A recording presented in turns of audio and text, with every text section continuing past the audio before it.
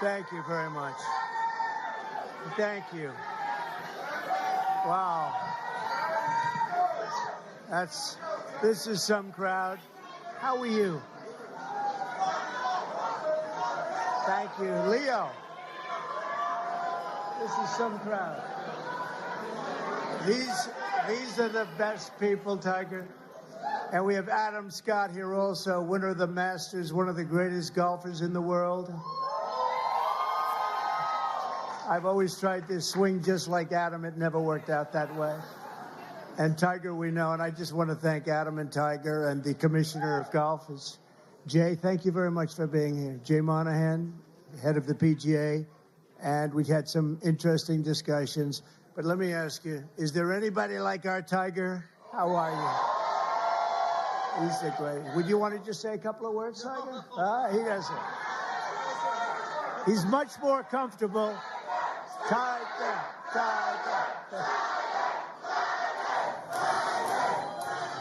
It's an honor to be here. It's an honor to be here with you, Mr. President, and to be on the road here with all of you. Thank you so much.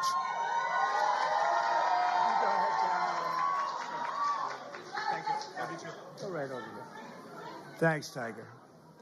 And I want to thank all of you very much for being here. Welcome to the White House, and we proudly celebrate Black History Month. How are you, darling?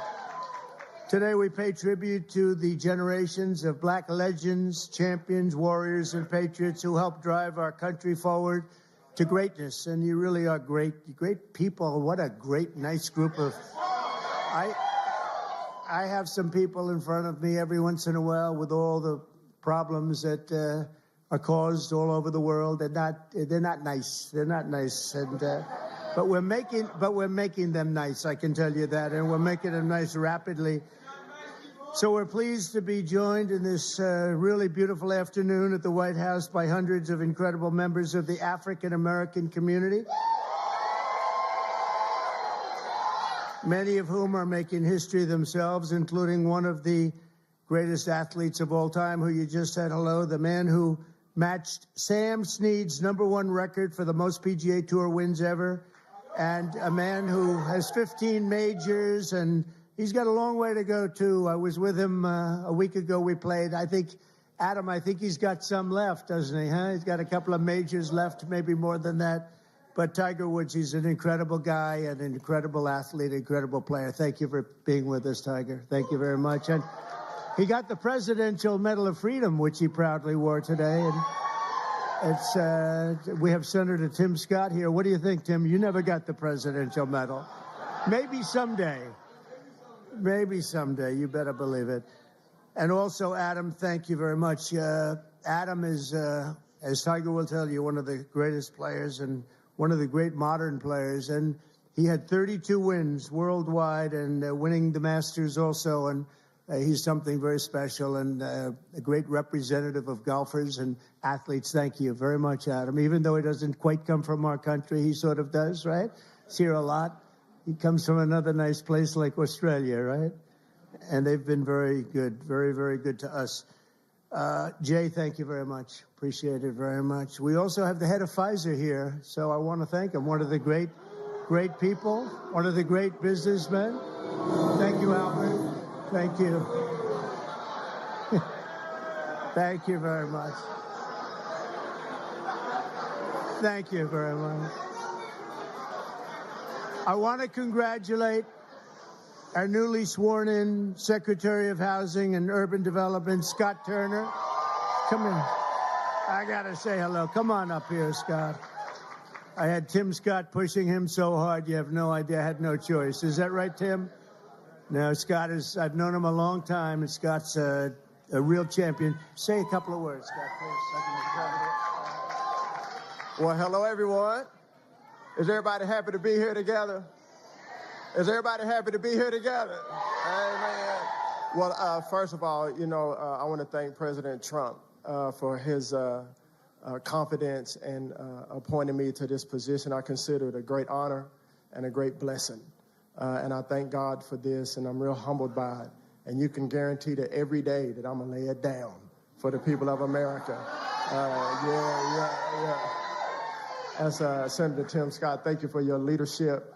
I really appreciate you. And for all of those who have gone before us, and those of you who have such a great voice today, keep on speaking, keep on preaching for not just Black America, but for all America. So we appreciate you. And my sister, Brooke Rollins, and all of those here, Mr. President, we look forward to working with you, sir, and carrying out this great agenda. We pray for you every day. God bless you, and thank you. God bless America. Thank you for President Trump. Thanks, Congratulations. And I see we have a newly, I think you just got in, right? They just confirmed you, and you did it very nicely. Brooke Rollins, she's the Secretary of Agriculture. It's a big deal. That's great, Brooke. That was a good vote you had, too, huh? She went through very easily, a little easier than some of our people, but they were all approved, every one of them. And today we just had Kash Patel approved, which is great. So, Brooke, congratulations. Secretary of Agriculture, that's big stuff, right? That's big. So you're going to do fantastically. And congratulations also to a really good friend of mine. He endorsed me early, and he was one of the best surrogates you could have. The surrogate is when you walk around and go on television shows, and they go try and beat you up, but he beat them up. They didn't have a chance against Tim Scott, Senator Tim Scott from South Carolina. And he's now the longest-serving Black United States Senator in the history of our country. I don't know. That's pretty good. He's going to be around for a long time, right? He just got married. Congratulations on that, too. Beautiful, beautiful wife. Thanks as well to Congressman John James. Where's John James? Is he here? Hi, John. How are you? It's a star, young star. I knew that 5 years ago, right, John? I sort of predicted it. And I'm really proud to say that we now have more Black Republicans serving in the U.S. House than at any time since 1870. That's a long time, 1870. So thank you very much. And Scott, you're going to be fantastic. I'll tell you, you're going to do a great job. As you know, the Americans are going to be celebrating something very important coming up, our 250th anniversary, our nation's founding. And when we do, we're going to look forward to honoring the contributions of countless Black Americans who fought to win and protect and expand American freedom from the very, very beginning. And some of my good friends are here today, and I appreciate you being. I'm not going to call out your names because Tiger will get very bored. He'll say, this is a little boring. This is a little boring if we do that. But I want to thank you all for being here. You are our friends, and we appreciate this. And you, McGee, you are my friend. The last administration tried to reduce all of American history to a single year, 1619. But under our administration, we honor the indispensable role Black Americans have always played in the immortal cause of another date, 1776. We like 1776. In the very first skirmish of the Revolutionary War at Lexington Green, an enslaved Black man named Prince Estabrook. You know Prince Estabrook? Yeah. answered history's call and fought as the Minutemen alongside the other patriots of the very small Massachusetts town. Couldn't protect itself, but they did a good job. Prince was wounded in the early morning battle, becoming not only the first African-American soldier to fight in the Revolution, but among the very first Americans to spill their blood. One of the first in the nation to spill blood in that very, very tough time. Soon Estabrook joined the Continental Army and ultimately won his own freedom along with that of his fellow Americans. His legacy will endure, and we're very proud to honor him today. It's a very important day in our country, and we honor him. First person to spill blood happened to be Tim Estabrook.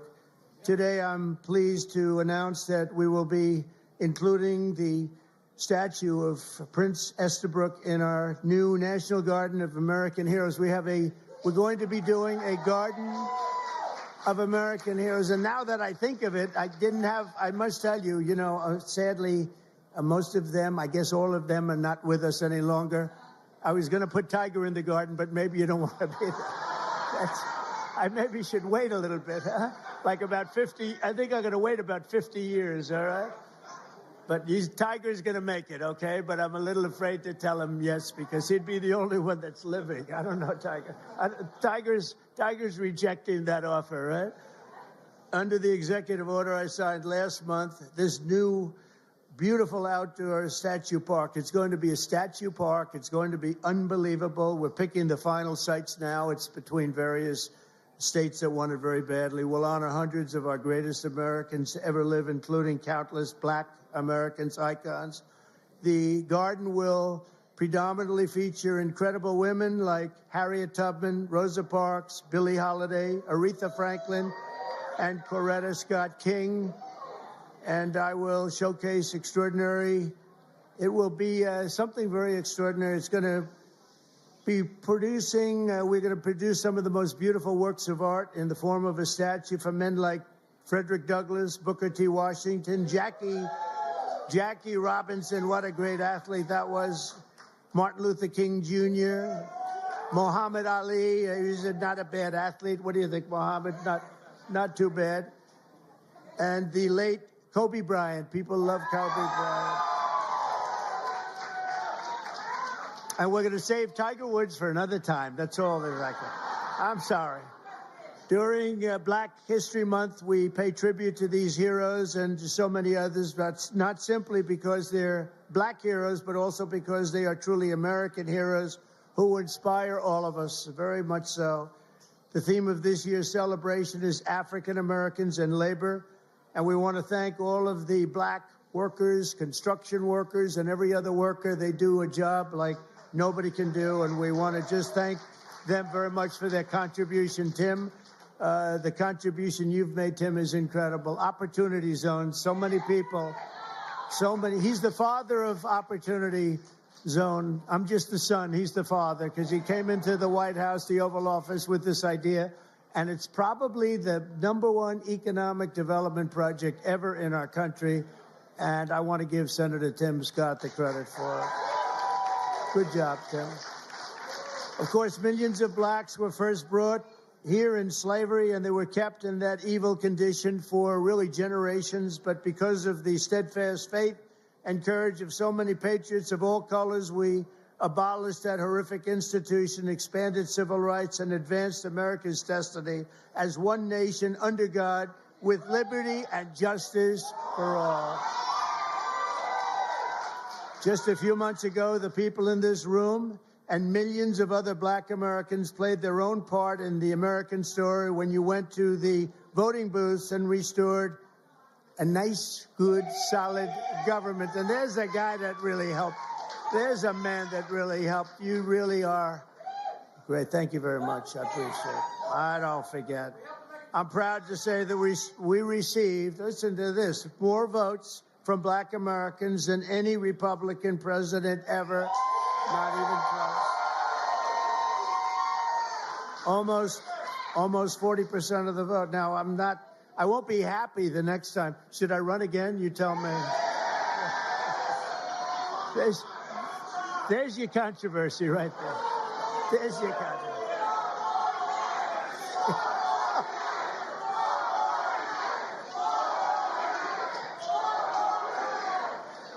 Thank you. You'll be seeing that you're going to see that tonight, Tim, on television. I want to thank just a few of the people who are with us today, and these are great friends of ours. Alveda King. Alveda, where are you, Alveda? Hi, Alveda. Thank you. You've been with me from day one, and I appreciate it. I won't forget it. She's a fantastic woman. Alice Johnson. Where's Alice? Boy, are you incredible. I watched you on last night on television. You were so good. You know, Alice was in prison for doing something that today probably wouldn't even be prosecuted. She spent 22 years in prison, 22 years. She had another 22 years left. Can you believe it? And I pardoned her, and it was one of the best pardons. One of the best pardons. You know what she was on? She happened to be on the wrong telephone line. Is that true? She was on a telephone call.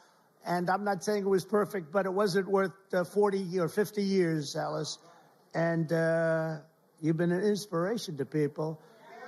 And we're going to be listening to your recommendation on pardons. You're going to go over, and she's going to be my pardon czar, okay? And you're going to find people just like you that should not have happened. It should not have happened. So you're going to look and you're going to make recommendations, and I'll follow those recommendations, okay, for pardons, all right? Thank you very much. A man who's just incredible. This guy, I watched him when he was a Democrat, and then one day he had to change because he couldn't take it any longer. And did anyone ever hear of a man named Leo 2.0 Terrell? Where are you? Get up here. I love this guy. You know what he's doing now? He's with the Department of Justice. He's in charge of civil rights and lots of other great things. He's going to be working with Pam. It's okay. Could he come up, please? Come on, Leo. Get up here. Leo 2.0. This guy is great. Hello, man. Thank you. You are the greatest. Thank you. Tiger, thank you. Thank you. I just want to say we are in the presence of the greatest president of all time. He is the greatest president in our lifetime. And I'll tell you right now, the Democratic Party should be worried because they took us for granted. No longer. We vote in our best interest. We want the same thing that every American wants. Good job. We want a secure border. We want to pay lower taxes, and Mr. President Donald Trump is doing that. Thank you, Mr. President.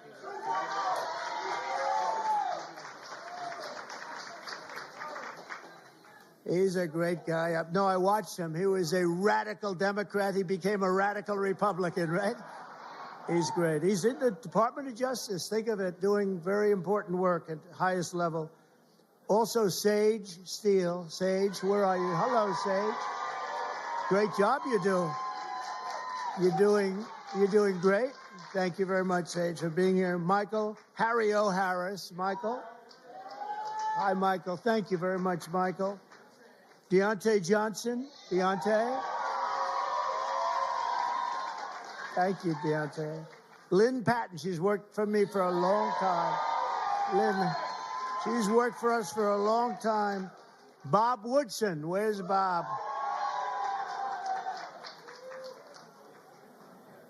And we're also joined by 7-time Mr. Olympia. I want to see this guy. Phil Heath, where's Phil? Phil Heath, I don't want to compare my muscles. Here he is. Thank you, Phil, very much. I appreciate it. Will you come up here for a second? Come on, get up. I got to say, come on, you. From day one, right? From day one, he's been here. Get up. You got to say just a word. Don't fall. If you fall, it's all over. Tiger, you're not allowed to fall. You know, you can make a great speech, but if you fall going up, that's no good. Come on. You are great. Are you kidding me? Mr. President, it has been an honor of a lifetime to support you, to try to wake up as many people to the lies of the Democrat Party and the nonstop manipulation of the mainstream media.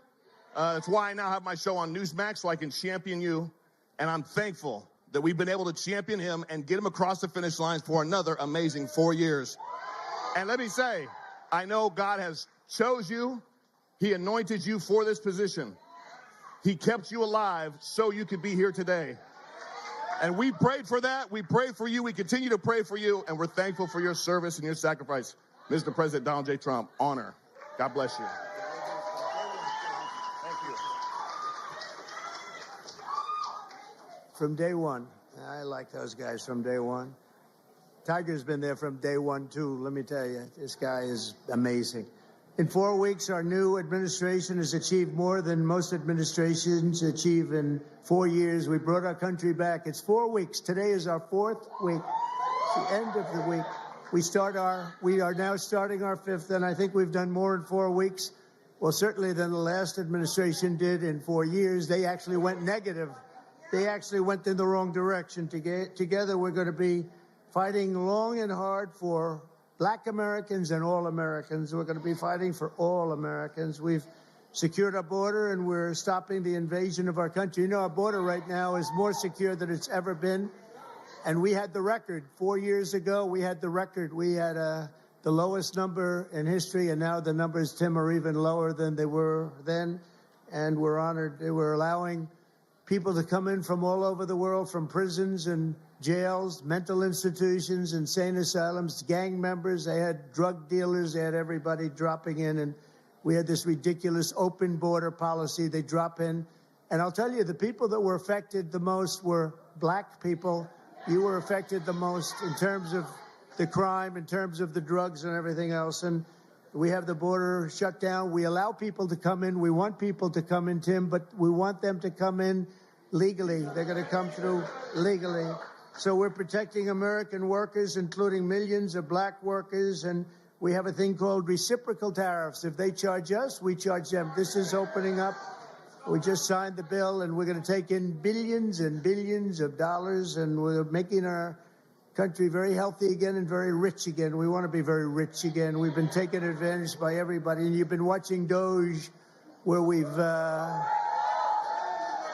found billions, tens of billions of dollars of fraud and waste and abuse, and that's just the beginning. And Elon Musk has done an amazing job, I have to tell you. Him and his super geniuses, you know, these are seriously high IQ people, and nobody's going to talk them out of anything. They go in and they're finding billions. I mean, literally tens of billions of dollars that we just started, and I think that's going to have a big, big impact, Brooke, right? So we want to just really say, and I have to say to you, I look at this turnout, I look at the love in the room. This is just love in the room. And I remember the first time I did this, my first administration, one of my first meetings, there wasn't this large a crowd, Tiger. We had about 5 people in the front. We had maybe five Black people right in the front, right about there. I said, is anybody else coming? Is this it? Are we open? I don't even think Tim Scott, I know Turner wasn't there. I don't think Tim Scott was there either. I'm not sure. But that's all changed, and we got the highest vote, and one of the big reasons I'm president today is because of the Black vote, and and I always appreciate it. So this is a very special time. It's Black History Month. We love you all. We're going to work with you. We're going to make America greater than ever before. We're going to do it together, and I want to thank you all for being here. It's an incredible honor, and to my great golfing friends, I want to thank them in particular because they really are. They make a lot of money. They don't have to be up here with me. Tiger doesn't have to be here. Adam doesn't have to. They don't need this, but they love you and they love our country. Thank you all very much. Thank you. Thank you.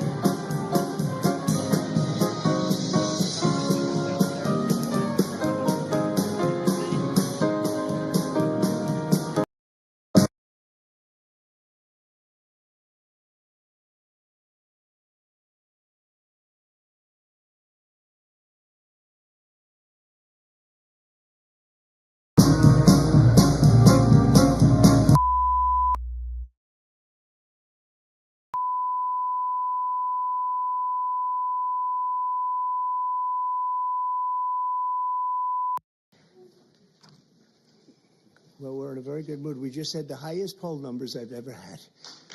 Ever.